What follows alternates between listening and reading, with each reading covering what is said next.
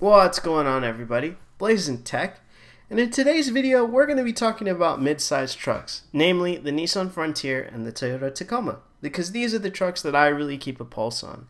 And specifically, I want to talk about two trim levels of trucks that I kind of understand, but then I kind of don't.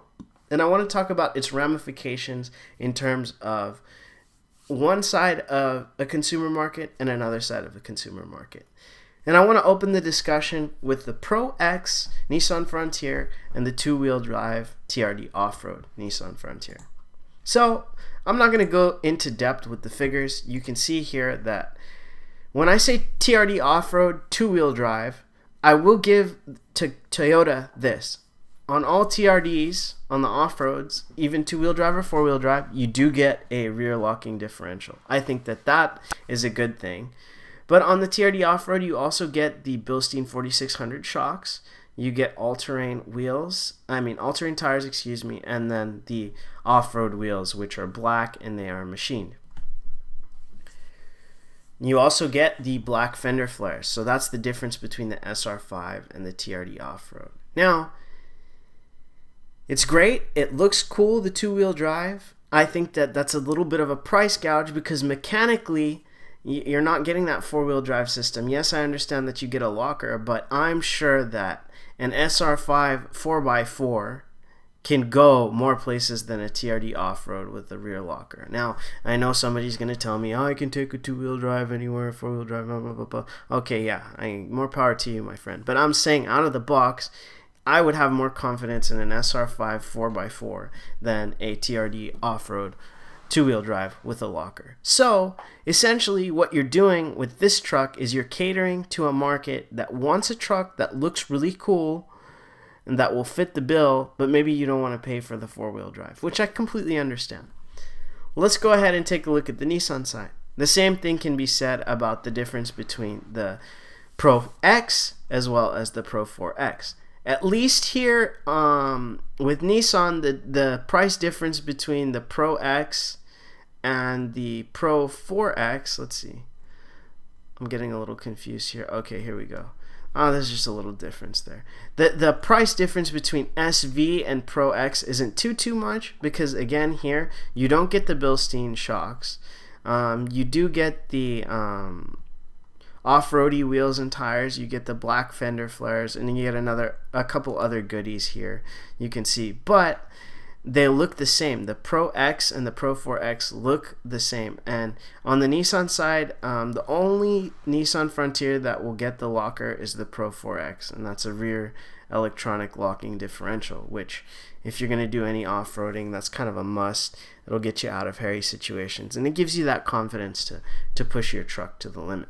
So again, I've seen that the first Nissan Frontier, the new one that I see, and I drive a 2021 Nissan Frontier Pro 4X, the dinosaur. So I was getting my truck serviced, and I saw a Pro X, and I was so sure that it was a Pro 4X, but when I looked at the sticker, and at that time there was still a big ADM, and I'm sure there still will be, I was so shocked that they would even put this out there. And when I played dumb and talked to the salesman, he was telling me that, yeah, this is off-road. And again, that's just one salesman, but I'm sure that they do this very often where,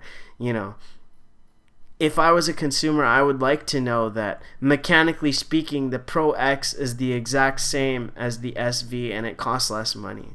And in that same breath, that for a little more money, I get the locking rear differential and four-wheel drive for the Pro 4X. But again, this is blatantly a cool-looking truck that Nissan can upsell and make a little bit more money, and it looks great. But again, to me, there's no real mechanical advantage from the Frontier perspective, and there is a little bit of a mechanical advantage from the Toyota perspective.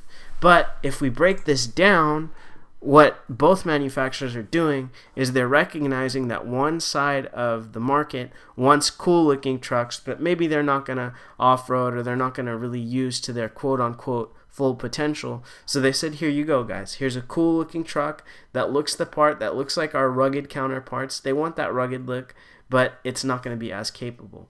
So I have no problem with that whatsoever. But what I do have a problem with, on the other hand, is the other side of the consumers. Let's say the off-roady guys. And by no means am I saying that I'm the best off-roader in the world. I'm really not. I have a lot to learn there. But if I had the option when I was buying, because we've had two third-gen Tacomas. I had an SR. My dad had a TRD off-road. When he was looking for his TRD off-road, he was looking for the cheapest model that will give the most off-road capability. So he was looking for SR5 with a locker, SR with a locker, and he wanted the 6-speed manual. And again, on the Toyota end, to drive a manual truck, you either have to buy a TRD Sport, TRD Off-Road, or a TRD Pro. That's gatekeeping right there to me. And again, if you want a 4-wheel drive with all of the off-road goodies, namely the locker, and we're not even talking about crawl control and everything like that, you have to get the TRD Off-Road. Now, I personally know a lot of people, and I've seen them on forums, that take the TRD off-road immediately, take off the Bilstein 4600 shocks, they remove these wheels and tires, lift them up, lift the truck up, and put bigger wheels and tires. So when you have people that would do that, I'm sure that if you ask them, okay, if you could have gotten an SR5 with the normal Tokiko shocks and the normal wheels and tires, hell, even an SR with Steelies, but you could have had that locking rear diff and for cheaper, and you could have had more basic seats and maybe just a little more basic truck, but that was mechanically just as bulletproof and reliable as the TRD off-road and just as capable, most importantly, and you could kind of build it yourself. I think a lot of people would go for that. And when I was purchasing my Nissan Frontier Pro 4X, that was kind of where I was at. I said to myself, I want the one that I can grow with the most, that can kind of give me the confidence to wheel and have that locking differential. But I'll tell you wholeheartedly, if I could have gotten an SV, even in the old body style, an SV with the locker, I would have been really, really happy with that too, because I would have personally saved a lot of money, but I would have had a truck that was just as off-road capable as the Pro 4X. And obviously the Pro 4X came with the nice all-terrain wheels and tires and stuff. I could have definitely added that after the fact, but again, to kind of sum up the video here, it's kind of a slap in the face for Nissan and Toyota to consumers like you and I that would maybe want to build out a 4-wheel drive truck on your own dime at your own time, right? But you can give a rugged looking 2-wheel drive truck to consumers. So, you know, obviously they're making more money by upselling 2-wheel drives than giving us all the R&D and all the nice things in a 4-wheel drive on a not so nice, or a not so quote unquote not nice, but a lower trim level. So I don't expect anything to change. If anything, I think it's just going to keep going in this direction where you get I don't think that we're ever going to get, you know, basic 4-wheel drives with lockers ever again. In the US anyway. You can definitely do it in other markets. It's just kind of a sad reality that I wanted to highlight here today. If you agree, let me know. If you have other thoughts on the idea that I've presented today, let me know. If you want to see some 3rd-gen Tacoma content, I've got a bunch on my channel. You can check it out. And I'm slowly building my 2021 Nissan Frontier Pro 4X, and I've got some rooftop tent videos with that, and you can see my overlanding setup there. Super budget, super nice. But yeah, anyway guys, Blazing Tech, and we will catch you on the next one.